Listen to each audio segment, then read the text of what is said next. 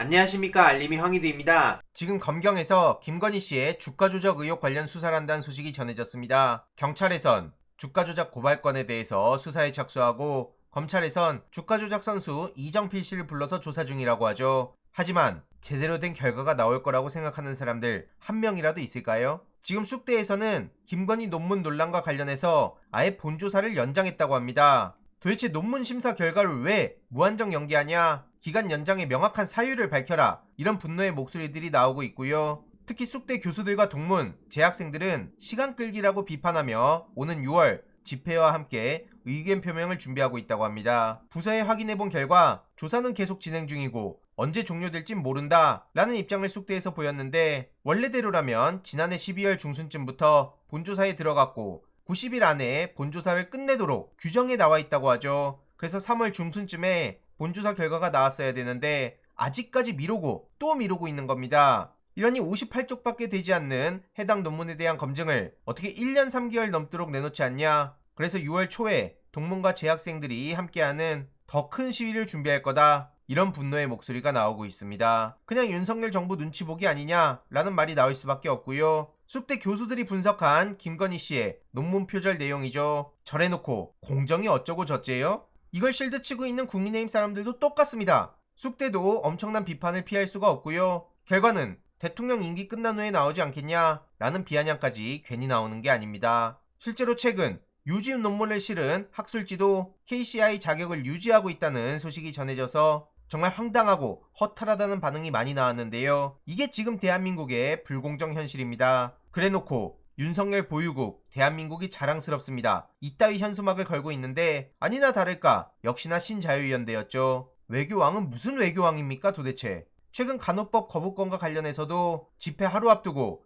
경찰과 교육부에서 대학을 압박했다는 정황이 나왔는데요. 반발하는 간호계 집회를 앞두고 정부가 집회 참석 학생 수 파악 등을 명목으로 무려 30여 개의 간호대학에 전화를 돌렸다는 게 탄로난 겁니다. 당연히 해당 대학 쪽은 정부가 집회 참석 못하게 하려는 압박이라고 반발하고 나섰고요. 결국 이건 미래를 불태웠다는 보도까지 나오고 있습니다. 한마디로 집에 갇혀서 나오지 못하거나 병원에 가기 힘든 환자들 어떻게 할 거냐, 그런 분들이 무려 100만 명이 넘는데 결국 이건 간호협회와 의사협회라는 두 이익 집단의 싸움으로 봐선 안 된다는 겁니다. 집에서 나오기 힘든 100만 명의 환자들과 어떤 일이 있어도 병원에서 나갈 수 없다는 의협 간의 싸움이란 거고요. 간호법은 디딤돌일 뿐이라는 거죠. 간호법만으로도 지금 현재 큰 변화를 초래하긴 어렵다는 의미고요. 그 디딤돌 위에 새로운 의료체계라는 집을 짓는 과정을 지나야 된다는 겁니다. 결국 20, 30년 뒤에 우리들의 모습도 바꾼다는 의미에서 이번 윤석열 대통령의 뒤통수 친 행위는 우리의 미래까지 불태웠던 겁니다. 이에 대해서도 많은 비판의 목소리가 나오고 있고요. 나라꼴이 개판됐다는 얘기도 빠짐없이 나오고 있죠. 이런 와중에 일외분성에선 기시다가 바이든의 한일관계 개선 뜻을 밝혔다고 전해지고 있는데, 계속 말씀드리지만 이게 개선입니까? 대한민국의 국익은 어디 갔습니까? 국민들의 자존심은 또 어디 갔고요?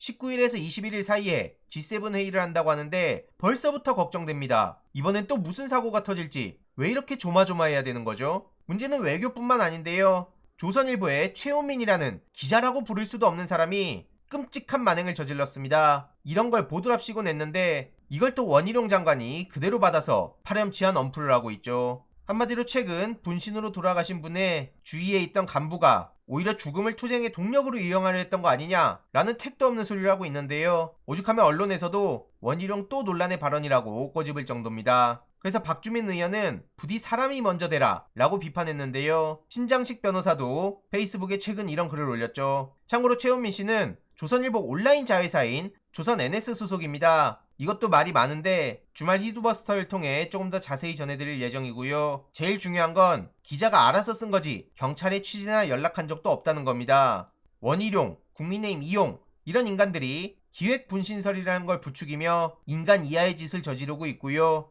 이후로 신전대협에선 이걸 또 고발합니다. 이 뻔하고 지겹고 끔찍한 루틴, 사람이 하는 일은 아니다, 이런 비판에 많은 공감이 가고요. 기레기 추적자 기추자님도 최은민에 대해서 강하게 비판하고 나섰습니다. 특히 장상진 조선 NS 대표도 예전부터 많은 비판을 받아온 사람인데 그냥 비아냥대는 게 현실이고요. 독자 제공으로 돼 있는데 그럼 최은민한테 제공한 사람은 도대체 누구냐? 검찰이냐? 경찰이냐? 이런 얘기인 겁니다. 그래서 이렇게 팩트를 정리해서 공개하기도 하는데, 앞서 말씀드렸듯이 제대로 취재도 안 하고 가짜뉴스로 여론전을 벌이고 이걸 또 원희룡 같은 인간이 받아서 기획 분신설로 키우고 있는 겁니다. 그래서 저들을 향해 인간부터 되라 라는 비판이 여기저기서 나오는 거죠. 결국 조선일보가 저렇게 보도를 하면 정치권이 받고 자칭 보수단체가 고발하고, 이 루틴이 매번 반복되고 있습니다. 유서대필 누명을 뒤집었었던 강기훈씨 다들 기억하십니까? 24년 만에 무죄를 받은 분인데, 조선일보 분신방관 의혹 보도에 대해서 그때랑 똑같다, 한번 낙인이 찍히면 그게 한 사람에게 주는 심리적 영향이 어떤지 아냐, 무게감은 상상을 초월한다, 이렇게 목소리를 높이며 조선일보를 30년 전과 똑같은 짓을 저지르고 있다 라고 비판하고 나선 겁니다. 이에 대해서도 많은 비판의 목소리가 이어지고 있고요. 이런 심각한 와중에 중앙일보에선 단독이라며 진보가 가짜뉴스에 더 쉽게 낚인다, 특히 유튜브 보는 5060이라면서 아예 대놓고 장난을 치고 있는데요. 황당한 소식들이 너무 많이 쏟아지고 있습니다. 그래도 중요한 시기인 만큼 추가적인 소식 계속 전해드리도록 하겠습니다. 이번 내용도 유익했다면 구독, 좋아요, 알림 설정, 멤버십 가입 정말 큰 힘이 된다는 점 말씀드리고 싶습니다. 주위에 널리 공유 부탁드립니다.